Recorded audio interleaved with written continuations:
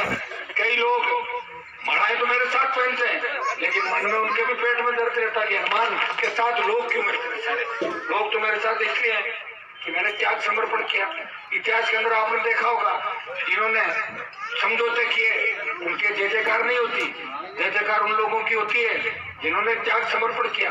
आजादी के आंदोलन के अंदर 1857 की क्रांति का हीरो तांत्या टोपे था, वो नौजवान था, और देश से जब अंग्रेज छोड़ के भागे तो भगत सिंह ने असेंबली में बम फेंका और फांसी पे चढ़ गया।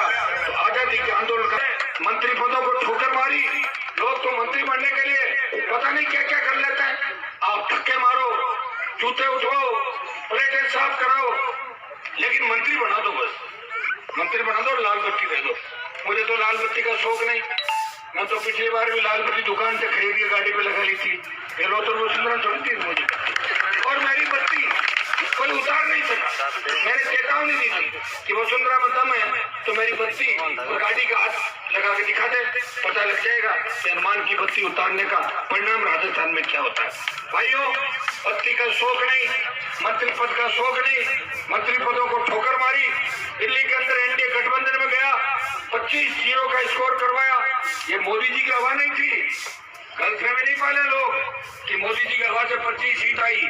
अगर राष्ट्रीय लोकतांत्रिक पार्टी नहीं होती तो ये आंकड़ा 12-13 पे रह जाता। ये आरएलपी और भाजपा गठबंधन से 25 सीटें राजस्थान के अंदर मिली। और किसी को गलतफहमी है तो भाइयों चॉइस आगे आ रहा है, उसमें बिना समझौते सीटें बढ़ा के देख लेना, पता लग जाएगा 25 का स्कोर कहां पे जाता है। ये तो किसान के बेटों का हुंकार थी, ये जोश था, जिससे 25 की 25 सीट आई। और अशोक गहलोत जो अपने आप को जादूगर कहता है, उस जादूगर को उसके घर के अंदर जाके उसके बेटे को जोधपुर के अंदर चुनाव हराया। ये आपके संघर्ष का एक परिणाम था।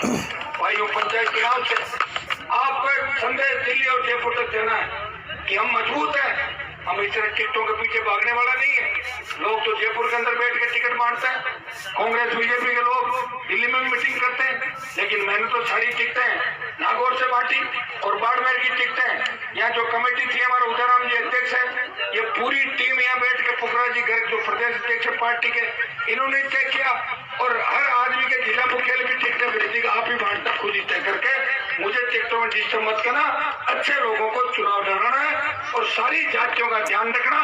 कई लोग ये नहीं कहते कि आरएलपी एक जाति की पार्टी है, 36 कौम की पार्टी है। और मुझे इस बात की खुशी है कि राजस्थान के अंदर सबसे ज्यादा अगर दलित चुनाव लड़ रहे हैं तो राष्ट्रीय लोकतांत्रिक पार्टी से सबसे ज्यादा प्रतिशत दलित उम्मीदवार है। भाइयों, बाड़मेर की धरती पे जहाँ मैं खड़ा हूँ, बाजरे का बहुत बड़ा उत्पादन होता है। यहाँ का बाजरा देश के विदेश के अंदर सब जगह यहाँ के बाजरे को अच्छा बाजरा माना जाता है।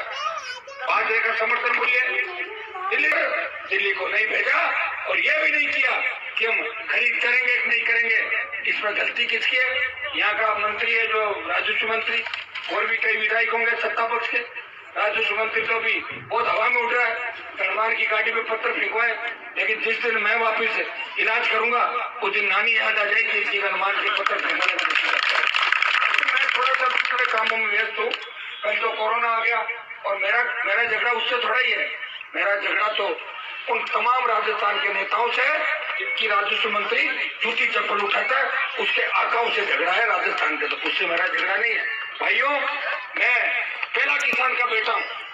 मैंने बड़े बड़े नेताओं को देखा, सारा इतिहास में यह नहीं बताऊंगा आपको कि सुखाड़िया तब थूकता था तो उसका थूक हाथ में ले लेते थे किसानों के नेता। तो कहां से मुख्यमंत्री बनते हैं आप बताओ? मुख्यमंत्री बनने के लिए तो बहुत बड़ा कलेजा चाहिए। जूते चप्पल उठाने वाले कभी मुख्यमंत्री नहीं बनते। मुख्यमंत्री वही बनते हैं जिनकी सोच मुख्यमंत्री की होती है या सोच त्याग और समर्पण की होती है। चौधरी देवीलाल ने अपना सर का ताज वीपी सिंह के सर पे पहनाया। लोगों ने कहा कि चौधरी देवीलाल को प्रधानमंत्री बनाओ। जब देश के तमाम सांसद इकट्ठे हुए, एक ही नारा लगा कि देवीलाल जी ने सत्ता बनाई, इन्होंने प्रचार किया और देश में हवा बनाई। तो देवीलाल जी ने कहा कि मैंने जबान दे दी। चौधरी चरण सिंह को याद किया जाता।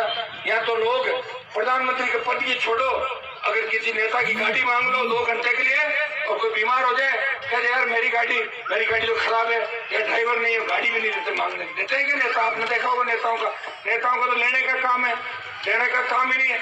और बाड़मेर के नेता पता नहीं कहाँ से इतना पैसा लाते हैं। मेरे पिताजी विधायक थे 1977 के अंदर, 8-7 बार हो गई एमएलए एमपी घर में बन रहे हैं। मेरे पास तो फाइनेंस की गाड़ी है और बैंक अकाउंट वसुंधरा ने चेक कराया तो उसमें 15 रुपए मिले थे पूरे। और मेरा साला एक बार कोई एमएलए बनता, एक बार मंत्री बनता, अरबों खरबों रुपए कमा लेता। कहाँ से लाते पैसा?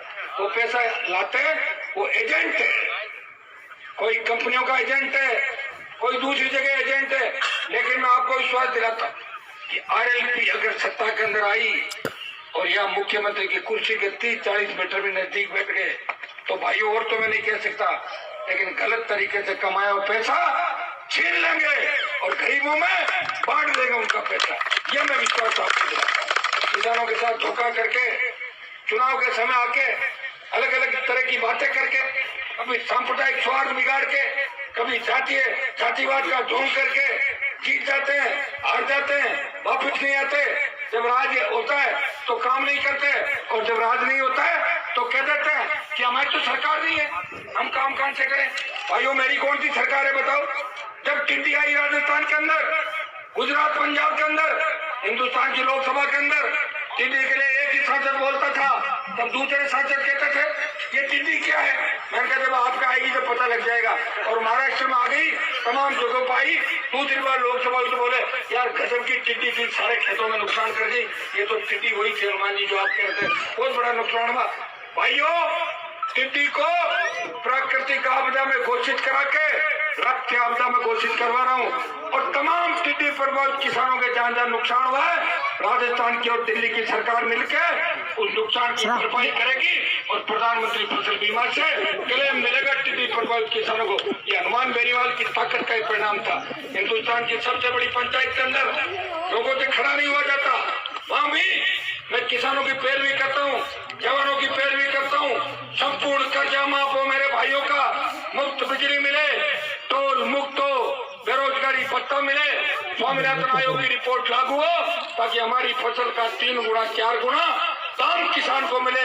किसान के बेटे भी बेटे अच्छी स्कूल कॉलेज में पढ़े, अमेरिका इंग्लैंड जर्मनी के अंदर जाए। लेकिन भाइयों, दुर्भाग्य देखो, ये बाड़मेर की धरती, अगर हमारे नेताओं की नीयत में खोट नहीं होती तो 40 साल पहले यहाँ सिंचाई का पानी आ जाता, 40 साल पहले नागौर जोधपुर की धरती पे पानी आता। लेकिन उन नेताओं ने झूठ बोल के सिर्फ चुनाव जीतने के लिए लोगों को उनके हक और अधिकारों से दूर रखा। लोगों को ने तो शिक्षित किया, ने विकास कराया। ये तो धन्यवाद दूंगा नौजवानों का कि आप लोग बाहर गए, कोई गुजरात गया, कोई महाराष्ट्र गया, कोई मद्रास गया, कोई हैदराबाद गया, कोई बेंगलोर गया और आप मजबूती से लड़ाई लड़ रहे हो।